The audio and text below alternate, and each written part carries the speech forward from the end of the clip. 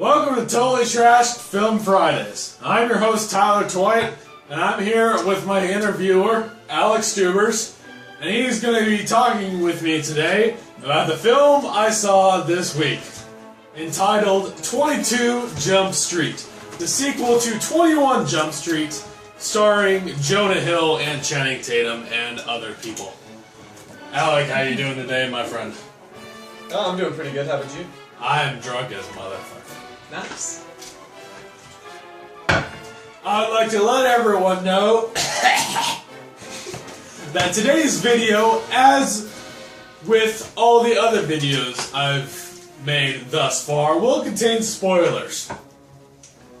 I just want you to know that going in. So if you haven't seen the video yet, if you watch this video, I might wreck some things for you. So, fair warning.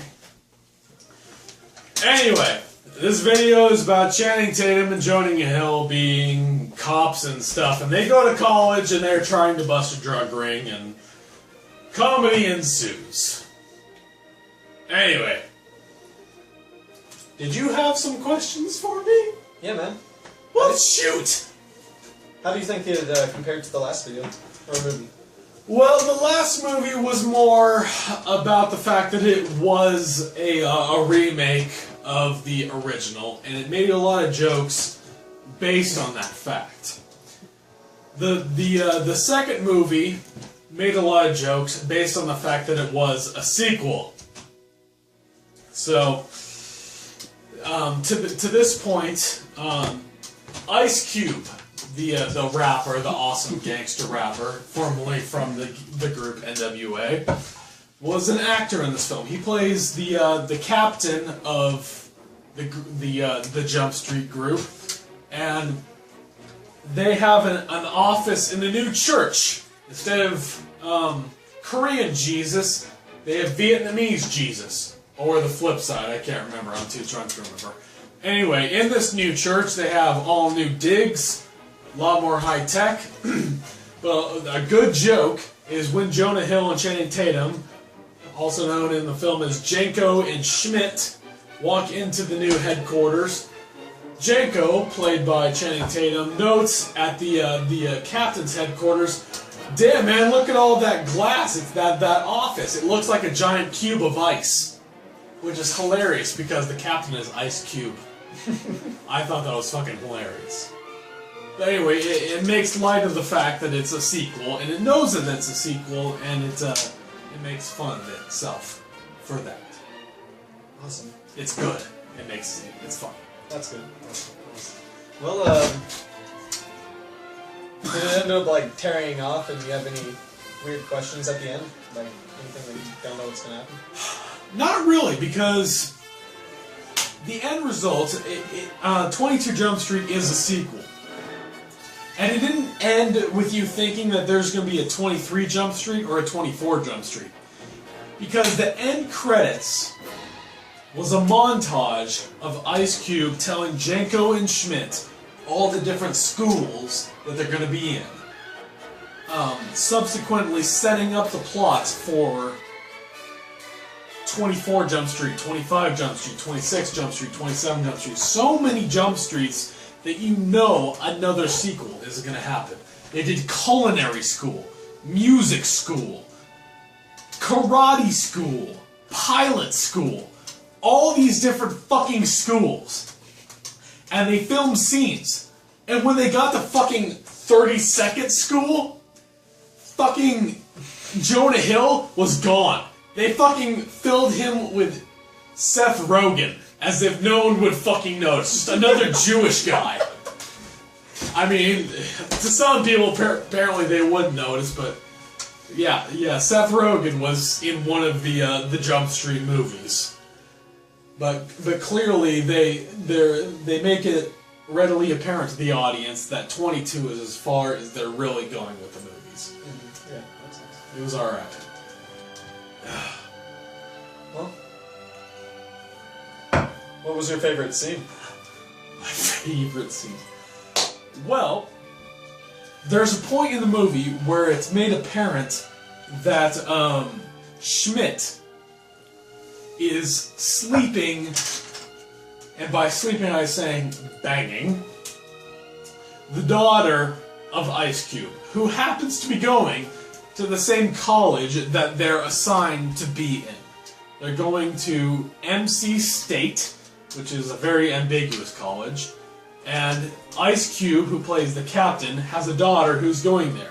And he neglects to mention that his daughter is going there, and Jonah Hill's character just happens to fuck her.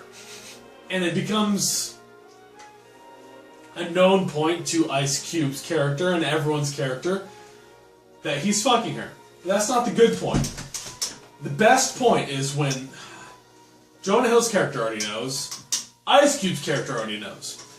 But Channing Tatum's character is sat down in Ice Cube's office with Jonah Hill in front of his captain, and he's not yet aware that his partner has fucked the captain's daughter. The best point is when the captain turns around the picture of his daughter on his desk, facing towards his police officers, Schmidt and Janko, and Channing Tatum, being the stupid guy that he is in this movie, takes a good 30 seconds to stare at the picture, and finally, you hear the ding! He finally figures out that, oh my god, Schmidt just fucked the captain's daughter! And he goes all the way around the fucking police precinct, telling everyone that Schmidt just fucked the captain's daughter. And there was a scene about 15 minutes earlier where the captain applauded Schmidt upon getting laid, not knowing that it was getting laid with his own daughter. Oh. So he goes around the precinct saying the captain applauded him for fucking his own daughter. It was fucking awesome. That was the best scene. I fucking cried during I laughed so hard. It was awesome. What rating would you give it? Well, this movie was kind of slow during the first third. I will say that. It was a little boring. It was a little off, but it had to set up what it was going to do. So if they could have punched that up a bit, it would have been nice. So if only they could have done that. Honestly, the second 2/3 were fucking hilarious. I mean, they go into an entire point where they're going to fucking Puerto Vallarta. I can't believe I'm saying that accurately. Anyway, they go on spring break, and I mean, there's a fucking point where Channing Tatum takes a chick who, just by happenstance, jumps on his shoulders the way a chick does during a spring break and just parties on his shoulders. But instead of just having her on his shoulders, he takes her and uses her legs and her body and shit to kick the shit out of some guys that he's fucking up. Oh, nice. And it is an awesome scene. It's very well choreographed. And the fucking chick from Workaholics, I can't even remember her name from Workaholics, but she's in this film and she plays the drug dealer's daughter who's the leader of the fucking drugs all over the campus.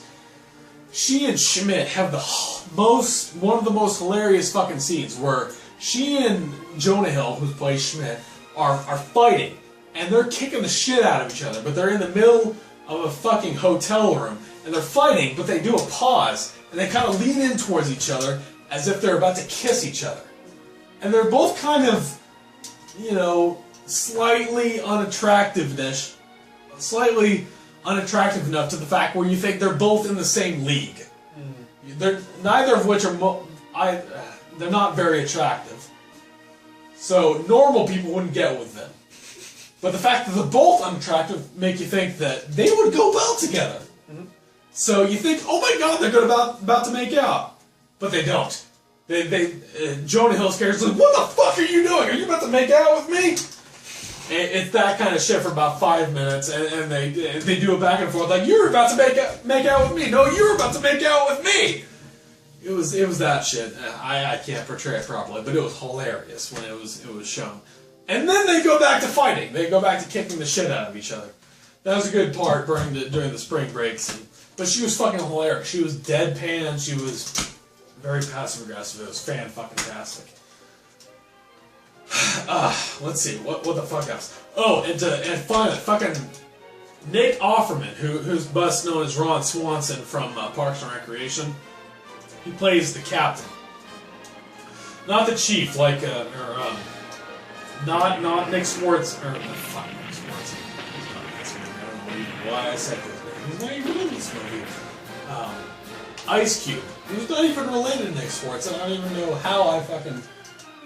Because I said Nick Offerman, I said Nick Swartz.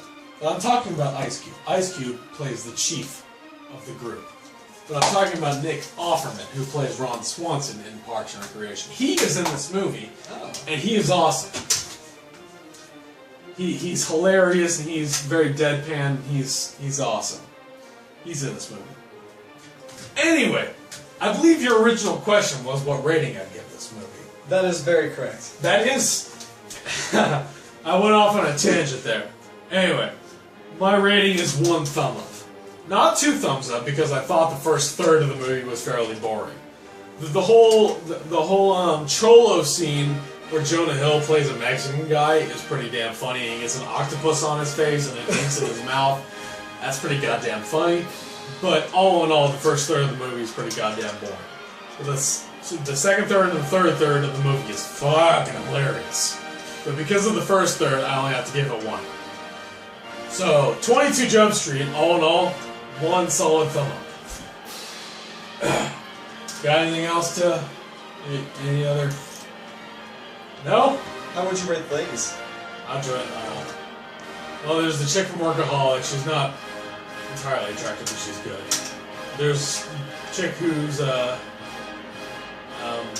Cube's daughter. She's hot. That's about it. Anyway, ladies and gentlemen, that's my thoughts on 22 Jump Street. This is that's all I got for now. Anyway, that's all for now. Like and subscribe the video. Comment down below. I'd love to hear what you thought about my drunken rantings. We're on Twitter, we're on Facebook, we're on Instagram. Hashtag Totally Trash Film Fridays. Let us know what you think. And if you got any thoughts, any questions, feel free to let us know. I'd love to drunkenly answer your questions. Indubitably. Anyway, that's all for me tonight. My name's Tyler White. This has been Alex Dubers. This has been Totally Trash Film Fridays. Have a good night and go fuck yourself.